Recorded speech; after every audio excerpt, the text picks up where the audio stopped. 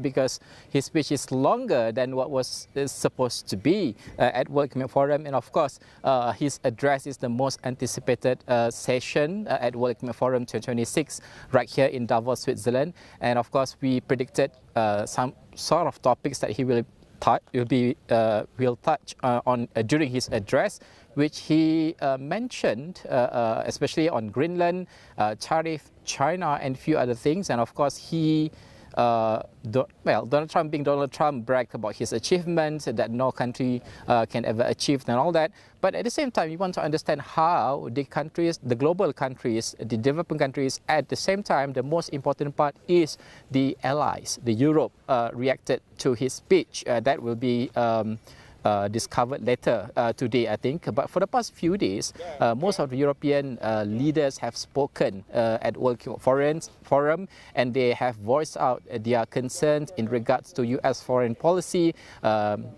Greenland, and the new tariff that will be implemented by Donald Trump's administration. For instance, just yesterday, we heard from Emmanuel Macron, Ursula von der Leyen, and also the Prime Minister of Canada, Mark Carney, himself, where leaders in Davos basically made it clear, while the US remains a crucial partner, there's a growing sense of unease about how much ease a world can rely on American leadership alone. And at the same time, Emmanuel Macron also said, sent a message that is consistent with Ursula von der Leyen, which is the cooperation with Washington is still essential, but countries, especially in Europe, are preparing for a world where US policies are shift quickly and allies need stronger backup plans to their own. And at the same time, from the global economic side, Mark Carney summed up that a mood by warning that era of a single and stabilizing power is fading, pushing the world toward a more competitive and multipolar order. And that is what these three leaders have said in regards to US foreign policies. And of course, much have been talked about during his address just now. Greenland is one of the things, and at the same time he said that he's not going to use his rule out basically using force to take over Greenland and seek immediate negotiation to acquire Greenland. And at the same time, if we heard the news by Donald Trump himself, who actually uploaded on his Truth social media that Emmanuel Macron texted him a few days ago asking him to join the G7 meeting in Paris right after Davos to discuss on Greenland and the relationship between the United States and also the European Union itself. And at the same time, what he mentioned, and he described the relationship between Europe, NATO, and the US is basically US feels that NATO and also Europe are not appreciative towards US after what US has done for NATO and all that. And he also mentioned, I think one of the most important part that justified his action and US foreign policies is that whatever he's doing now, about his craziness and all that, is trying to make the world stronger than ever, led by US as a country, and also making NATO stronger than ever. He wants a stronger allies, not a weak allies, which is here he was referring to Europe. And this is the things that we anticipated for the past few days right here in Davos, Switzerland. And of course, outside of the hall, from the Congress area, the topic that were being discussed right here in the World Economic Forum are based on the impact or the consequences of US foreign policy itself. For instance, we are talking about AI development and also the tariff that has happened for the past few years, and how the countries react to it, also being discussed here. So based on this discussion, we know that the anticipation is there and much clearer. So now I can conclude that World Economic Forum 2026 has become a center stage, the main stage for world leaders to basically voice out their concern rather than have a dialogue, which the theme of World Economic Forum, the spirit of dialogue. So we basically, the Working Forum has become, I would say, on personal level, has become the second UN platform for world leaders to voice out their unease towards US foreign policies. So that's what we can see right now. Of course, much will be revealed later, especially the reaction from the world leaders, corporate leaders itself, because everyone are in the Congress room right now after his speech, and he has the Q&A right after this speech, the address that you listened and you heard just now. So that will be summed up and also will be put on our social media and also our Astro.com. That is for Trump's speech. We're going to have more sessions for the next 2 days right here in Davos, and of course these are the topics really related to US foreign policies and the Trump administration and how he maneuver his ideas in the new world order scenario. I think that's it for now. Hafiz, more will be wrap up from Working Forum from our team right here in Davos, Switzerland. Back to you to discuss further, analyze further on his very long speech at Working Forum. I'm sure you'll have a very interesting rest of the week at Davos. That is our business lead editor Najib Arif summing up a bit of what Donald Trump has just said in his address. And of course, other things, before we go into the discussion, I would also like to highlight certain things that he has brought up. Among others, of course, he claimed during the address that major economic gains have been made in the US, of course, regarding income levels as well as inflation. And of course, Najib has also alluded to him offering harsh criticism on Europe, saying it is not heading in the right direction and urged Europe to be more like the US economically.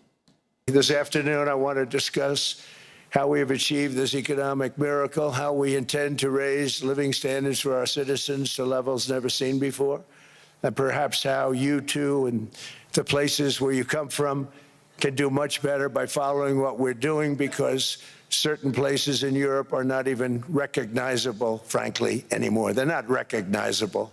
And we can argue about it, but there's no argument. Friends come back from different places. I don't want to insult anybody and say I don't recognize it. And that's not in a positive way. That's in a very negative way. And I love Europe, and I want to see Europe go good, but it's not heading in the right direction. In recent decades, it became conventional wisdom in Washington and European capitals that the only way to grow a modern Western economy was through ever-increasing government spending, unchecked mass migration, and endless foreign imports. The consensus was that so-called dirty jobs and heavy industry should be sent elsewhere, that affordable energy should be replaced by the Green New Scam, and that countries could be propped up by importing new and entirely different populations from faraway lands.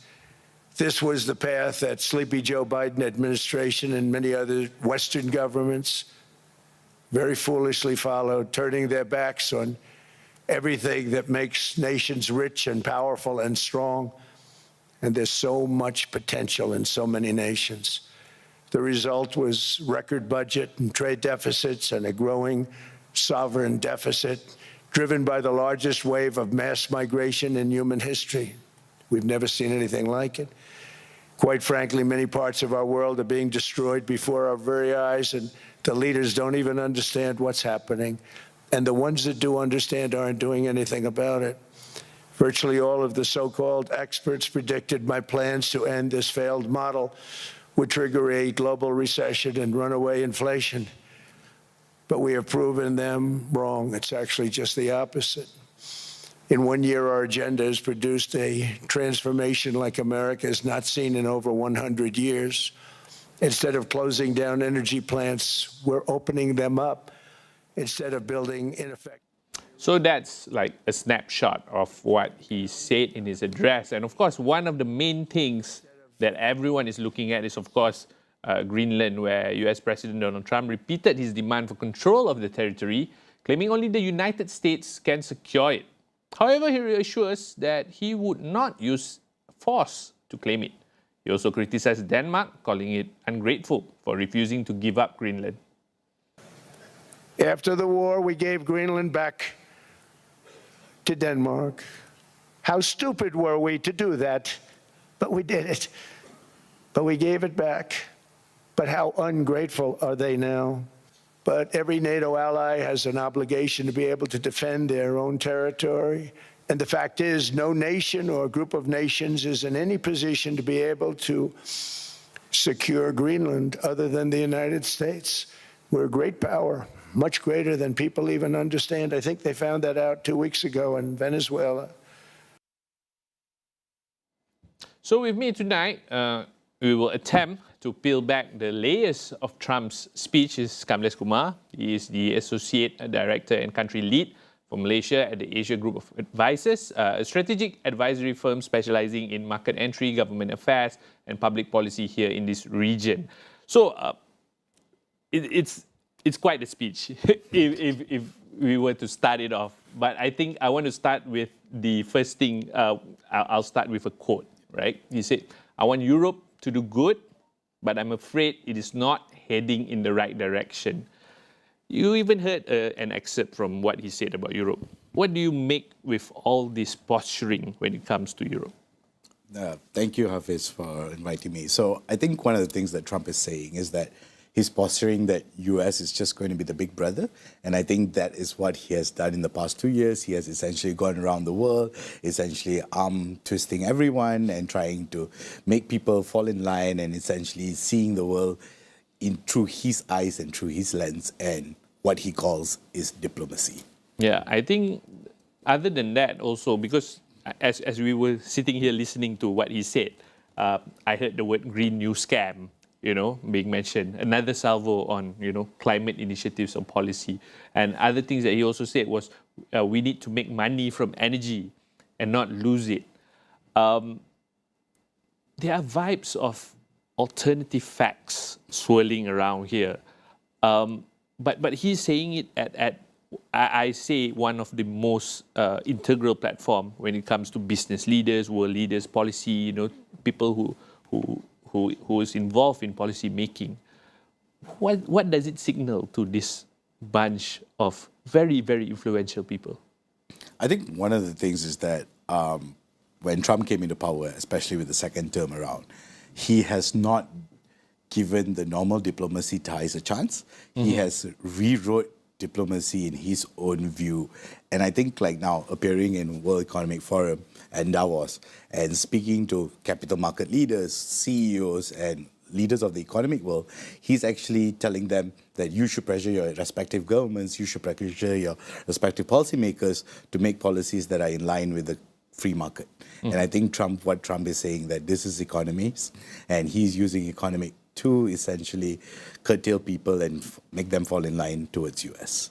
Well, the way you're describing, if I were to use a school setting, does sound like a bully, right? In one way, but I think this framing of Greenland as I know he described it during the speech as a big piece of ice. Yep. You should give it to us, as in US. How should we understand Trump's framing of Greenland as an imperative for national and world security? Because he's talking about installing Golden Dome, and you can correct me if I'm wrong, based on what he said. Is this really rooted in genuine security concerns, or is it just symbolic political posturing? I think it's a little bit of both. I think there is a genuine rooted in security concerns. I think one of the things that Trump wants to leave behind as a legacy is the Golden Dome. Mm-hmm. And I think that is part of his, essentially, I think what he wants in Greenland is not really the peace of the resistance, but I think Greenland is the sonar to his essential security, these things. So if he conquers Greenland, he has a big security point there, and essentially he waits off his enemies. And I think what he's implying is like there are threats from like Russia, China, and essentially he's trying to play the big brother role. And he's like, hey, you know what? I'm trying to privatize world peace. I'm trying to, essentially protect everyone in the world. So please do fall under my wing, and I will provide you guys protection. So I think what today in his speech, even at the World Economic Forum, was not so much about force. And I don't think even where he said it, yeah, I'm not going to take Greenland by force, but essentially he has sternly reminded NATO that I will remember what your actions are after this. I mean, you brought up NATO, and I know, he said it and you said it, not using force. And force here comes in the form of perhaps missiles or rockets. But you and I both know that, that's not the only way. He is practically, in a way, strong-arming these countries to, hey, you listen to me, otherwise we are going to, 10%, 25% tariffs. Yep. That's pretty much a kind of force. What do you think of that? Where Trump sees it, I think Trump sees things very literally. And I think he sees things in black and white. And I think what he means by using force is, I'm not coming at you with guns and weapons. Mm-hmm. Not with an army. Yeah, not with an army. But I think what he is actually doing is, conquering people economically. And I think what he has done around the world successfully, I think in a year, has gone around saying, hey, I put a tariff on you, I put a tariff on you, I put a tariff on you. Hey, you give me incentives, you give me this. Like I think even for Malaysia and for a few other Southeast Asian countries, he has put in high number of tariffs, even though we don't really have not been under his purview or kind of fallen under his light. Yeah, so. Yeah.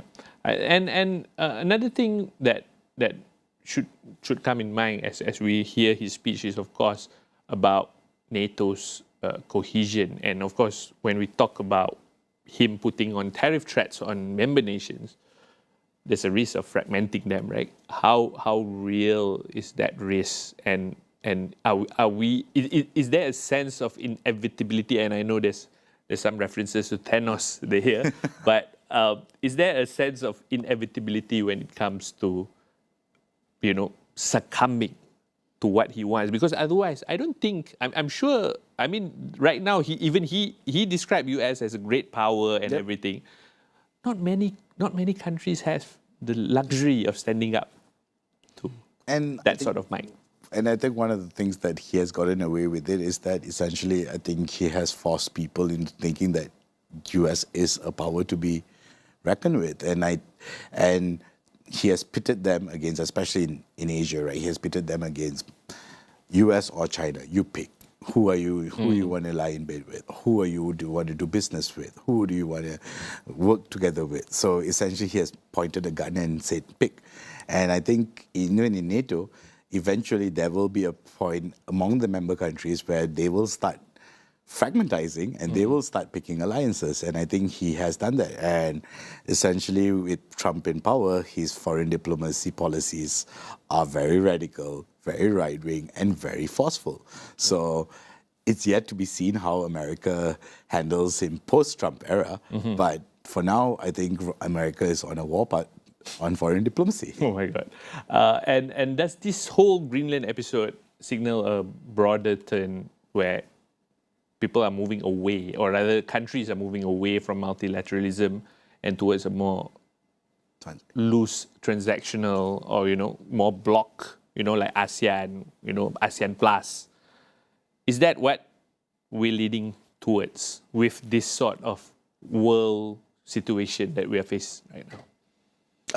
I think one of the things that when Trump came into power, and I think when Trump proposed these tariffs, and it kind of shed light into how fragile these alliances were, or how realistic and how actually they work. And I think the biggest clear-cut reason I think we've seen for this few months was ASEAN.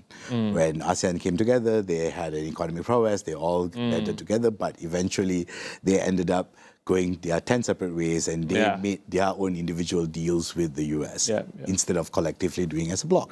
And I think this is also will be the same case with NATO. And I think in this way, yes, answering your question, it has become very transactional. The economies is the one that pushes policies, is the one that pushes waves and especially now.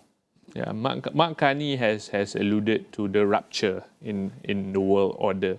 So I know it's an unfair question to ask you because I'm sure none of us have the answers. I'm sure even the UN. But how do you envision what kind of world order are we looking at 2026 onwards? Because I think, I don't know if this word is even legit, Trumpism has opened a new level of thinking on foreign policy or foreign diplomacy that is quite unprecedented in every country around the world. So what does a workable model look like, in your opinion? I think we cannot look at it in isolation. I think especially when technology improves, and especially now you can work anywhere around the world, you can trade from anywhere around the world, and especially when globalism comes into light, I think there needs to be new lines that are drawn around alliances and around order, and even to have any sort of economic cohesion. And I think like what Trump has shown, I think there is people that are willing enough to cut their own ties and essentially make deals, essentially to have their own backyard surviving instead of thinking about the bigger picture or even the region as a whole, right? And I think that has actually happened, and countries, leaders are selfish. And that's one way to put it. I think another thing, I think Trump, and this was not just from his speech, but also from an earlier report where he said that he doubts Europe would pull back investment commitments even if he acts on Greenland. Does this emblematic of a situation where Europe lacks meaningful leverage, or is Washington or Trump underestimating Europe's power or influence as a bloc? I think it's a little bit of both. I guess over the years, I mean, you have seen that the EU Parliament and the EU has kind of lost a little bit of bite and a little bit of grip overall. And I think now, especially Trump forcing them, and he is, like what you earlier mentioned, he's playing the big bully, right? He's essentially bullying Europe into cozying up with him, essentially getting into his way and getting things his way. And it shows how fragile it is, because if Europe doesn't have a strong backing and if they don't take a strong stance, he will get his way, and there will be concessions actually made in this little ambit that he's playing. So I'm sure. I think the speech was about an hour long, and it goes everywhere. And when I say everywhere, it means everywhere. It went all the way back to the history, and even now, and he keeps making. What other things that you find interesting or surprise you? Of course, it's unfair to ask any analyst to be surprised, because I think every time he takes onto the stage, there's something unexpected that he announced. But what else do you find intriguing or interesting from the speech? One of the reasons, right, how it was hyped up before this was that he would go and the speech that he would make in Davos would be a make or break for Greenland, right? And I think what caught everyone by surprise was how not hard his stance was. And when he was like... It's pretty much more of the same. Yes. And I was like, it was very surprising when he was supposed to attack. And I think one of the things that I think, it was a bit of a carrot and stick game, right? Because he was like, on one hand, he was praising Europe, but on the other hand, he was kind of taking Denmark to task and saying that Denmark was ungrateful and all that. So it was a little bit of, what is he trying to do? And I think what he wants, in a way, Trump realizes that in this stage, he's open to negotiations, and I think that is the key. And even when you have seen the tariff talks and all, he has never shut anyone's door. He's open to negotiations. He will negotiate, and he will get the best deals. And I think that's what he is here for. I think he can even negotiate from a 1% tariff. Yes. To that point, right? Yes. So another thing that is also grabbed headlines in Davos, and of course, you can see from the reports that he has scheduled many meetings. In fact, during the address, he also said he's scheduled to meet President Zelensky of Ukraine and so President Putin of Russia to discuss about the Ukraine war. Another thing, of course, is the Board of Peace. Yes. Well, invitations are going everywhere around the world. We've heard about the mechanics of the board. What do you think will happen this week? Will we finalize the members? Where is Trump going with this board of peace? You use interestingly the word privatizing world peace. Sometimes truth is indeed stranger than fiction. So what do you make of this? So I think like one of the things that he's trying to do is, and it's clear, right? He has gone around, I think, especially in his second term, is that he wanted to be a leader known for bringing world peace.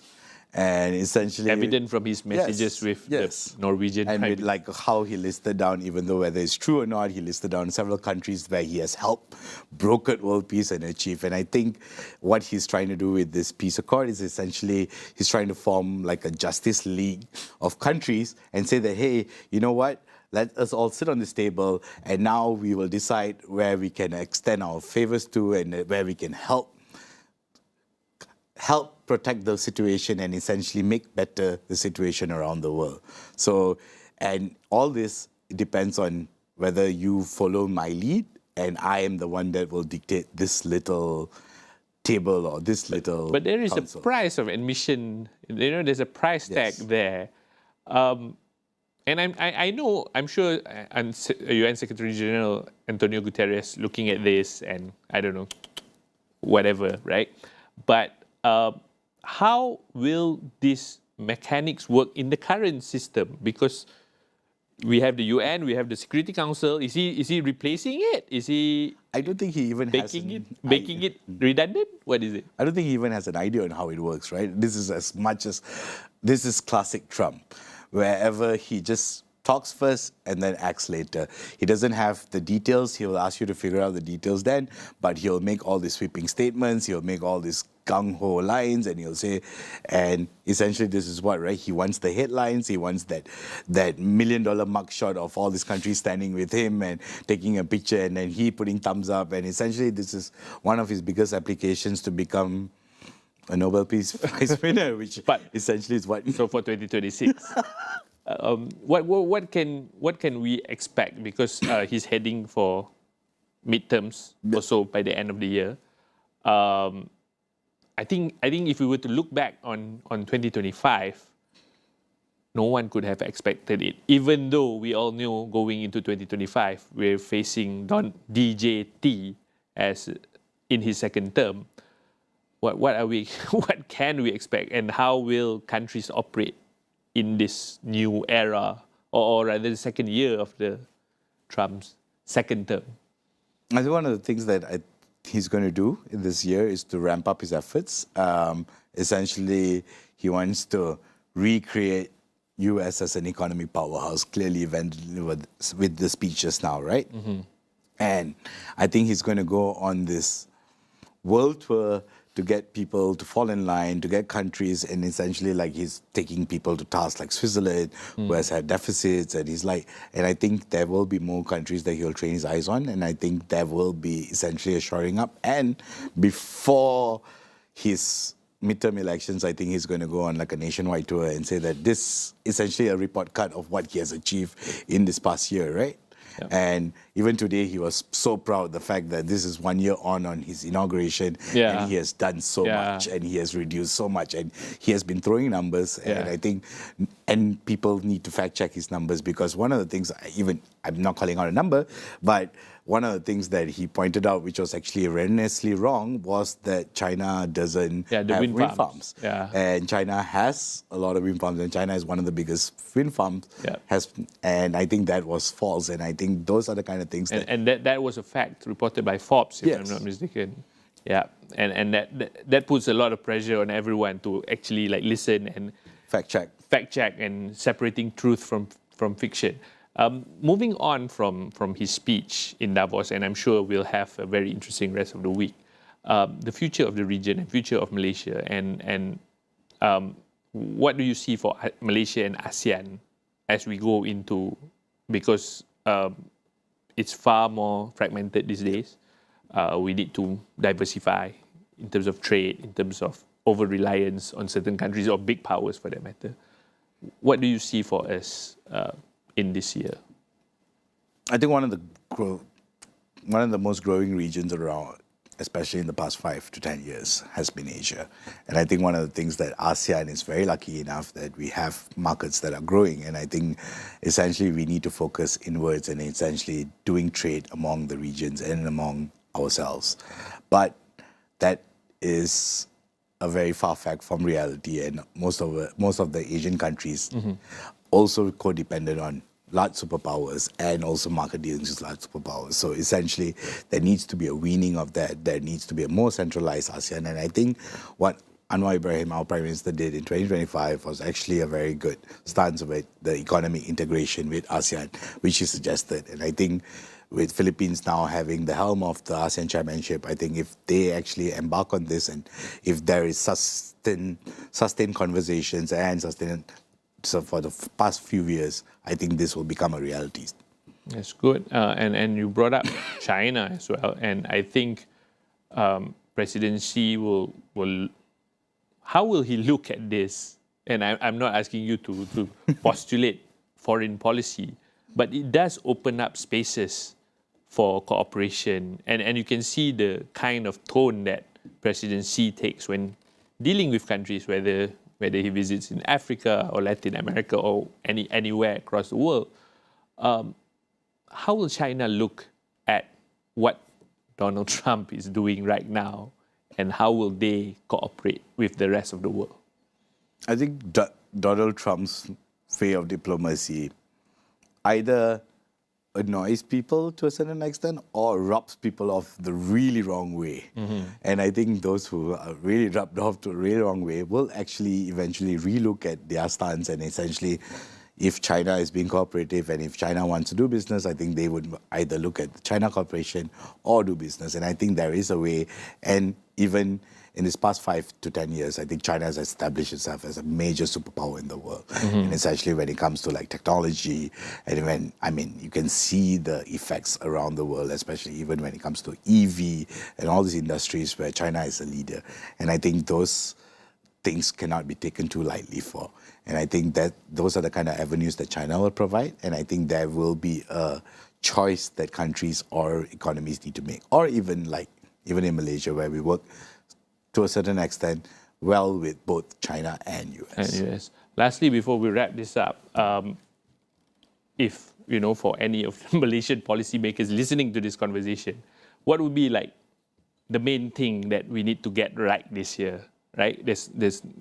We can't afford to do anything wrong. What would be the thing that we need to definitely do right this year if we were to navigate this very treacherous power play that's happening across the world?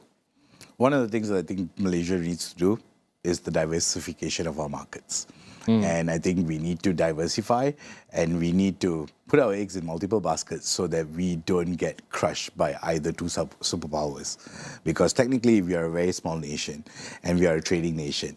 So essentially we need to hedge our bets, we need to place our eggs in various baskets and essentially hope for the best. Right. Thank you very much. That was Asia Group Advisors Kamlesh Kumar wrapping things up for the special edition of AWANI International tonight on the post-Trump speech at Davos. That's all from me. I'm Hafiz Marzukhi. Thanks for watching and good night.